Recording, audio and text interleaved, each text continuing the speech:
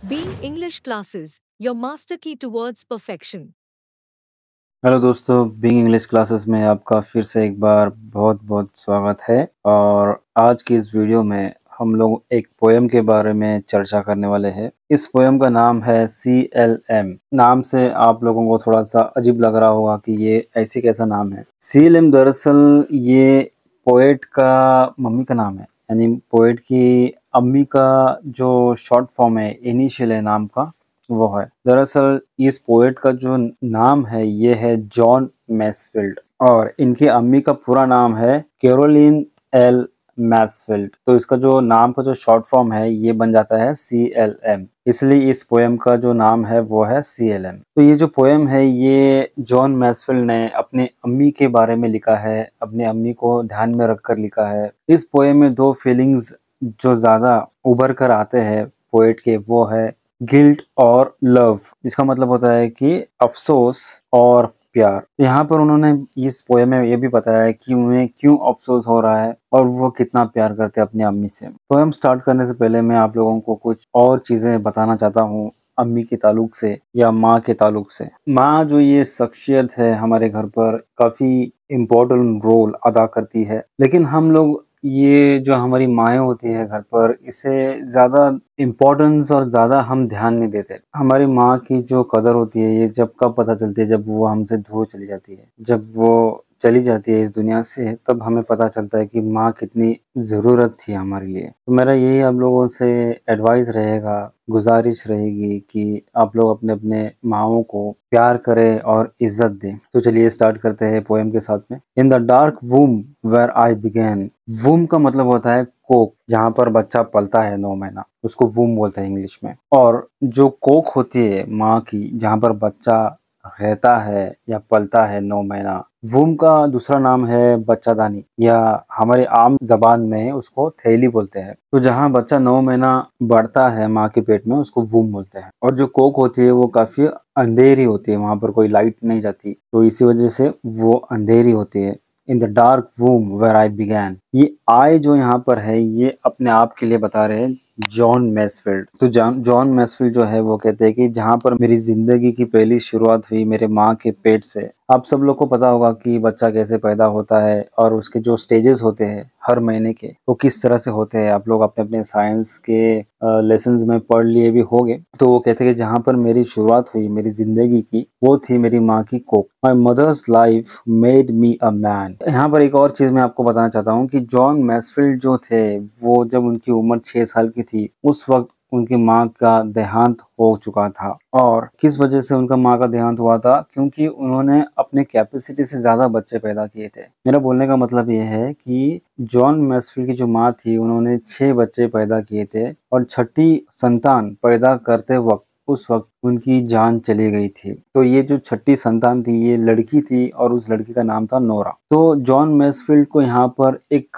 Guilt होती है, एक रिग्रेट होता है कि मेरी माँ ने मुझे पैदा करने के लिए अपनी जान दांव पे लगाई। जितने बार भी माएँ जो होती है बच्चा पैदा करती है उस वक्त वो अपनी जान की बाजी लगा रही होती है, क्योंकि बच्चा पैदा करना इतना आसान नहीं होता। बच्चा जब पैदा होता है उस वक्त माँ को जो दर्द होता है वो कई हड्डियां शरीर में टूटती है, और जो दर्द होता है उस दर्द का जो वो जो दर्द होता है 20 हड्डियां, जो भी कुछ हड्डियां जब एक साथ टूटती है शरीर में, जितना दर्द उस वक्त होता है उतना ही दर्द एक औरत को अपना बच्चा पैदा करने के लिए होता है। तो आप लोग इमेजिन कर सकते हो कि एक औरत को बच्चा पैदा करने के लिए कितना दर्द सहन करना पड़ता है। और कभी कभार ऐसा भी होता है कि जब कुछ माएँ ऐसी होती है, कमजोर हो जाती है, या कमजोर माएँ जो होती है वो बच्चा पैदा करते वक्त जब वो दर्द वो नहीं सहन कर पाती है उस वक्त वो मर जाती है ज्यादा दर्द की वजह से। तो my mother's life made me a man. John Masefield है वो कहते हैं आज जो मैं एक इंसान बना हूँ वो सिर्फ और सिर्फ मेरी माँ की वजह से बना हूँ। मेरी माँ ने मुझे अपनी जिंदगी दांव पर लगाकर मुझे इतना बड़ा इंसान बनाया। Through all the months of human birth, यानी कि ये बताते हैं कि जो मेरी माँ थी मुझे हर महीने अपने खून से सींचती थी। आप लोग को तो पता होगा कि जो बच्चा पेट में पल रहा होता है माँ के, वो उसको जो न्यूट्रिशन मिलता है, उसको जो पोषण मिलता है, वो अपने माँ के शरीर से मिलता है, एक नाली के जरिए। उसको इंग्लिश में उम्बिलिकल कॉर्ड कहते हैं, जहाँ से माँ जो होती है वो उस नाली के जरिए बच्चे को पोषण दे रही होती है। क्योंकि बच्चा जो होता है, उसका जो मुंह होता है माँ के पेट में, वो बंद रहता है बच्चा पैदा होने से तक। तो तब तक जो खाना पहुंचाया जाता है बच्चे को, वो नाली के जरिए पहुंचाया जाता है। हर ब्यूटी फेड माई कॉमन अर्थ। यहाँ कॉमन अर्थ का मतलब होता है कि जो पोएट है, उसका जो शरीर है, उसके बारे में वो बता रहे हैं। ये ठीक इस तरह से है जैसे कि कोई अपनी ताकत, अपना हुस्न और अपनी सारी की सारी चीजें वो किसी और को ट्रांसफर कर रहे होते हैं। यहाँ पर जब बच्चा पैदा करना होता है तो माए को अपनी जो न्यूट्रिशन होती है वो बच्चे को भी देनी होती है। कभी कभार ऐसा होता है कि जो माए अपने बच्चे को न्यूट्रिशन दे रही होती है, 9 महीने जब वो पाल रही होती है, ये जो अरसा होता है 9 महीने का, उस वक्त माओं को अपने बहुत सारे मिनरल्स, विटामिन और तरह तरह के जो न्यूट्रिशंस होते हैं उसमें कमी दिखाई देती है, क्योंकि वो सारी की सारी चीजें बच्चा ले रहा होता है। तो ये चीज हमें ध्यान में रखने की बहुत जरूरत है कि जब कोई माँ अपने बच्चे को अपने पेट में रख रही होती है तो उस वक्त उस माँ को अच्छा खाना खाना चाहिए, अच्छा न्यूट्रिशन होना चाहिए, और अच्छी जो आसपास का जो वातावरण होता है वो अच्छे होना चाहिए, अच्छे जो लोगों से मिलना जुलना होना चाहिए। इन शॉर्ट अगर मैं ये बोलूँ तो माँ जो होनी चाहिए वो उस वक्त काफी खुश रहनी चाहिए। तो हर ब्यूटी फेट माई कॉमन अर्थ। मेरी जो माँ थी उसकी जो खूबसूरती थी उसको मैं ले रहा था, यानी मेरी माँ दिन ब दिन कम खूबसूरत होते जा रही थी। उसकी जो खूबसूरती थी मेरी माँ की, वो कम होती जा रही थी मेरी वजह से। तो इस बात का उसे अफसोस हो रहा था। I cannot see nor breathe nor stir but through the death of some of her. इसका मतलब ये होता है कि जब मैं अपने माँ के पेट में था उस वक्त तो मैं देख नहीं सकता था और सांस नहीं ले सकता था, ना ही मैं हिल डुल सकता था। लेकिन जब मैं बाहर आया, जब मैं पैदा हुआ, तब मुझे पता चला कि जो मेरी माँ थी वो धीरे धीरे मौत के करीब जा रही थी। इसका मतलब ये होता है कि हर बार जब वो अपना बच्चा पैदा करती थी उस वक्त वो जो माँ थी वो धीरे धीरे कमजोर होते जा रही थी हर बच्चा पैदा करने के बाद, और इसी तरह से वो अब मौत के ज्यादा करीब होते जा रही थी। Down in the darkness of the grave she can not see the life she gave. Maxwell ये कहते हैं कि जब मेरी माँ का देहांत हुआ उस वक्त मेरी उम्र कुछ 6 साल की थी। Down in the darkness of the grave, grave का मतलब होता है कब्र। She can not see the life she gave, life का मतलब होता है जिंदगी, और यहाँ पर जिंदगी पोएट को रिफर किया जा रहा है कि वो ये नहीं देख सकती कि जिस बच्चे को मैंने जिंदगी दी पैदा कर कर वो बच्चा कैसे बढ़ रहा है। For all her love she can not tell whether I use it ill or well. वो ये कहते हैं कि इल का मतलब होता है बुरा। जो भी प्यार मेरी माँ ने मुझे दिया, क्या मैंने उसका सही इस्तेमाल किया, क्या जो प्यार मुझे मिल रहा था क्या वो उस प्यार से मैं बिगड़ गया या उस प्यार से मैं संभल गया। यानी कभी कभार क्या होता है कि जो माएँ अपने बच्चे को हद से ज्यादा प्यार करती है तो वो बच्चा ज्यादा जिद्दी हो जाता है और बिगड़ जाता है। तो कभी कभार ज्यादा प्यार करना बच्चे को और माँ को भी मुश्किल में डाल देता है। तो वो ये कह रहा है कि फॉर ऑल हर लव, जो भी प्यार उसने मुझे ये 6 साल में मुझे दिया, वो ये नहीं देख पाई कि मैं उस प्यार की वजह से क्या मैं एक अच्छा इंसान बन पाया या मैं एक बुरा इंसान बन पाया। Nor knock at dusty doors to find her beauty dusty in the mind. वो ये भी कह रहे हैं कि धीरे धीरे जैसे जैसे दिन गुजर रहे थे और साल गुजरते जा रहे थे और जैसे जैसे मैं बढ़ता जा रहा था, तो जो मेरी माँ की जो छवि थी, जो मेरी माँ की यादें थी, वो मेरे दिमाग से धुंधली होते जा रही थी, और जो माँ की जो मेरी खूबसूरती थी वो मैं भूलता जा रहा था। If the graves gates could be undone, undone का मतलब होता है खुल जाना। अगर मेरी माँ की कब्र खुल जाए, she would not know her little son. अगर मैं अपनी माँ के कब्र के सामने खड़ा हो जाऊं और मेरी माँ की कब्र खुल जाए और मेरी माँ मुझे देखे तो शायद मेरी माँ मुझे ना पहचान पाए, क्योंकि जब मेरी माँ मर गई थी उस वक्त मैं काफी छोटा था, मैं 6 साल का था। लेकिन अब मैं काफी बड़ा हो चुका हूँ, बहुत बड़ा आदमी बन चुका हूँ, तो शायद मेरी माँ मुझे ना पहचान पाए। I am so grown up, I am so grown का मतलब होता है मैं कितना बढ़ गया हूँ। If we should meet she would pass by me in the street unless my soul's face let her see my sense of what she did for me. इसका मतलब ये होता है कि यहाँ तक कि अगर ये मेरी माँ अगर फिर से उसे ज़िंदगी मिल जाए और कहीं न कहीं दुनिया में अगर हम दोनों का सामना हो जाए तो तब भी मेरी माँ मुझे नहीं पहचान पाएगी। वो कहता है कि शायद मेरी माँ मुझे शक्ल से ना पहचान पाए, लेकिन हम एक-दूसरे के जो दिल है, हम एक-दूसरे का जो आत्मा है, जो रूह है, शायद एक-दूसरे को पहचान पाए। तो यहाँ पर इस पैराग्राफ में,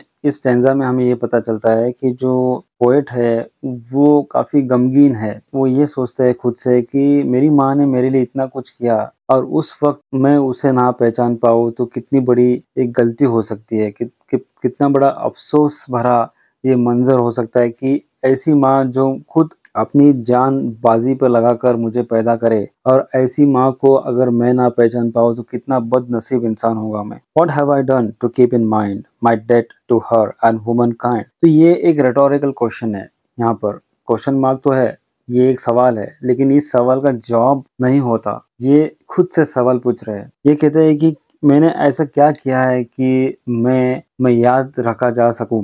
डेट का यहाँ पर मतलब होता है DEBT। डेट का मतलब होता है कर्ज। क्या मैं अपने माँ का कर्ज अदा कर सकता हूँ? क्या मैं पूरी दुनिया में जितने भी माएँ हैं, मातृत्व है, क्या उन सारे लोगों का कर्ज अदा कर सकते हैं? ये बहुत मुश्किल है कहना। देखो, यहाँ पर मैं और एक चीज़ बताता हूँ आप लोग को। कोई भी धर्म हो, हर धर्म में माँ को बहुत बड़ा दर्जा दिया गया है, और माँ जब पैदा अपने बच्चों को करती है, उस वक्त जो तकलीफ होती है, उस तकलीफ के बदले अगर बच्चा उस माँ को दुनिया की सबसे अच्छी खुशी भी दे दे तो भी उसके सामने ये काफी कम है। यहाँ तक कि अगर एक बच्चा अपने चमड़ी से चप्पल पहना कर भी अपनी माँ को पहनाए तो वो अपनी माँ का दूध का कर्ज अदा नहीं कर सकता। What woman's happier life repays her for those months of wretched days? wretched days का मतलब होता है जो बुरे दिन थे, जो तकलीफ भरे दिन थे। तो यही बात her for those months का मतलब होता है कि यहाँ पर वो कौन से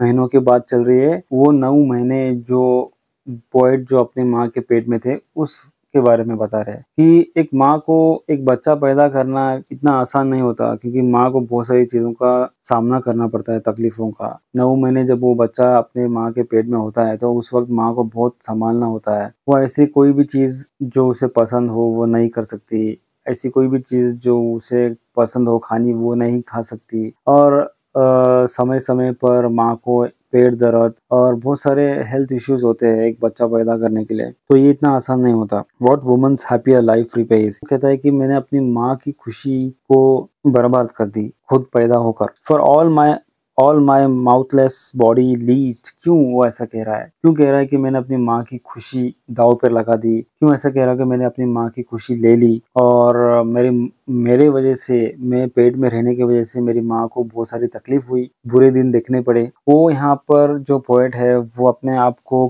कोस रहा है। वो ऐसा इसलिए कह रहा है कि जब वो अपनी माँ के पेट में था उस वक्त उसने अपनी माँ का खून का इस्तेमाल किया अपने आप को बढ़ने के लिए। आपको पता होगा लीच एक ऐसा कीड़ा है जो ज़्यादातर पानी में रहता है, और इसकी खासियत ये होती है कि ये जब किसी इंसान के बदन पर लग जाता है तो वो वहाँ से वो खून चूसना शुरू कर देता है, और इतना खून चूसता है कि वो अपने शरीर से 10 गुना ज़्यादा खून ले सकता है। तो उसको लीच कहते हैं, और इसकी एक थेरेपी भी है। बहुत सारे कीड़े लीच जो होते हैं ये जहाँ पर तकलीफ होती है वहाँ पर लगाते हैं इन कीड़ों को, और वो कीड़े बुरा खून चूसना शुरू कर देते हैं। वो एक थेरेपी है। तो यहाँ पर बोलने का मतलब ये है कि वो अपने आप को कंपेयर कर रहा है ये कीड़े के साथ, क्योंकि जिस तरह से कोई कीड़ा लीच जो ये कीड़ा होता है ये जैसे खून चूस रहा होता है, उसी तरह से वो कहता है कि मैं अपनी माँ के पेट में रहकर अपनी माँ का खून चूस रहा था और अपनी माँ को दिन ब दिन कमजोर करते जा रहा था। तो इस बात का उसे गम है। एयर बर्ड्स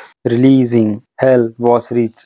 इसका मतलब ये होता है कि एयर का यहाँ पर मतलब होता है before birth releasing hello was reach. इसका मतलब ये होता है कि जो मेरी माँ थी वो मुझे पैदा करते वक्त जो तकलीफें थी वो इस तरह की तकलीफें थी जो नर्क वाली जो तकलीफें होती है, या जहन्नम, हेल का मतलब होता है जहन्नम, ये ठीक उस तरह से थी कि जहन्नम में जब कोई इंसान तकलीफ में होता है उस तरह की तकलीफ में अपनी माँ को दे रहा था। उसकी जो जिंदगी थी वो उसे जहन्नम जैसे बना रही थी। What have I done or tried or said in thanks to that dear woman that? वो खुद से ये सवाल पूछ रहा है और वो सोच रहा है कि जो भी चीजें मेरी माँ ने मेरे लिए की है पैदा होते वक्त और पैदा होने के बाद, क्या मैंने कभी अपनी माँ का शुक्र अदा किया? मैंने ऐसा कुछ नहीं किया, कि मेरी माँ मुझसे खुश हो। तो यहाँ पर उसे एक पछतावा हो रहा है कि मैंने अपनी माँ के लिए कुछ भी नहीं किया। What have I done? और ट्राइड और सेड, क्या मैंने अपनी माँ से कुछ अच्छी बातें की? दरअसल बात यह है कि एक 6 साल का छोटा बच्चा और कर भी क्या सकता था अपनी माँ के लिए? वो ऐसी कौन सी खुशी ला कर दे सकता था अपने माँ को? तो इस बात का उसे दुख है कि इस छोटे से उम्र में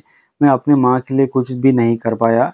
इस बात का दुख उसे हर वक्त रहा। मेन टर्म, अब यहाँ पर जो शिफ्ट ऑफ थॉट, यानी यहाँ तक वो अपनी माँ के बारे में बता रहे थे। अब यहाँ पर ये जो लास्ट के 3 लाइन्स है वो पूरी दुनिया की जितनी भी माएँ उनके बारे में बता रहे हैं। मेन टर्म, टर्म का मतलब होता है जीतना, कब्जा करना। Main term over woman still, आज भी जो मर्द होते हैं वो औरतों पर कब्जा करने की कोशिश कर रहे होते हैं और उन्हें दबाने की कोशिश कर रहे होते हैं। Man trample women's right at will, जानबूझकर, सोच समझकर। एट विल का मतलब होता है सोच समझकर, जानबूझकर। जो मर्द होते हैं वो क्या करते हैं, जो औरतों का जो हक होता है वो उसे बर्बाद करने की कोशिश करते हैं, यानी औरतों को जो हक देना चाहिए वो उन्हें नहीं मिलता। ऐसा क्यों होता है? क्योंकि हमारी जो सोसाइटी है वो मेल डोमिनेटेड सोसाइटी है। मेल डोमिनेटेड सोसाइटी का मतलब होता है कि जो मर्द है वही सब कुछ करेगा, वही सब कुछ करता धरता होगा और वही सुप्रीम पावर होगा अपने घर पर, अपनी सोसाइटी में। औरतों को कोई हक नहीं होगा, कोई भी राइट या कोई भी डिसीजन देना या लेने का। जो कुछ भी करना होगा वो सब मर्द हजरात करेंगे। इस तरह से मेल डोमिनेटेड सोसाइटी होती है। And man's lust roves the world untamed, the world untamed, यानी कि इसके ऊपर कोई रोक टोक नहीं है। ऐसा कोई फेमिनिज्म जो हम लोग बोलते हैं, ज्यादा करके कोई आवाज नहीं उठाता जो भी गलत औरतों के साथ में हो रहा है। जैसे कि अब लोगों को तो पता होगा कि औरतों की इज्जत लूटी जाती है या औरतों को मारा जाता है और उनको इंसल्ट किया जाता है सोसाइटी में और एक एक कम दर्जा दिया जाता है सोसाइटी में। तो ये सब कुछ क्यों हो रहा है? ये मर्द लोगों की वजह से हो रहा है। कुछ ऐसे गिने चुने मर्द होते हैं जो औरतों को सिर्फ एक भोग का जरिया समझते हैं। लस्ट का मतलब होता है जो उनके अंदर जो एक हवस होती है, अपनी हवस मिटाने के एक रास्ता समझते हैं। And man's lust roves the world untamed, जहाँ कहीं पे भी आप जाओगे वहाँ हर जगह यही मामला होता है कि जो मर्द हजरात होते हैं वो औरतों को सिर्फ एक ऑब्जेक्ट समझते हैं, एक चीज समझते हैं, बस और कुछ नहीं। लास्ट में, आखिर में वो दुआ कर रहे होते हैं कि ओ ग्रेव कीप शट लेस्ट आई बी शेम्ड। वो कब्र को ये कह रहे हैं कि तुम बंद ही रहना, खुलना नहीं। इसका मतलब ये होता है कि जो पोएट है वो काफी शर्मिंदगी महसूस कर रहे हैं कि उन्होंने दुनिया में जितने भी औरतें हैं उन पे जो जुल्म हो रहा है उसके बारे में उन्होंने आवाज नहीं उठाई, उसके बारे में उन्होंने कुछ भी अच्छा कुछ ऐसा कदम नहीं उठाया। उस वजह से ये सोचकर जो ये पोएट है वो कहते हैं कि अगर मुझे कभी मेरी माँ का सामना करना पड़े तो मुझे काफी शर्मिंदगी महसूस होगी। इसलिए ये कब्र तू बंद ही रहना, तू खुलना नहीं। और इसी के साथ ये जो पोयम है ये खत्म हुई। उम्मीद करता हूँ आप लोगों को ये पोयम पसंद आई होगी। पसंद आई हो तो आप लोग लाइक, शेयर और सब्सक्राइब कीजिए और बने रहे बीइंग इंग्लिश क्लासेस के साथ में। Thank you very much.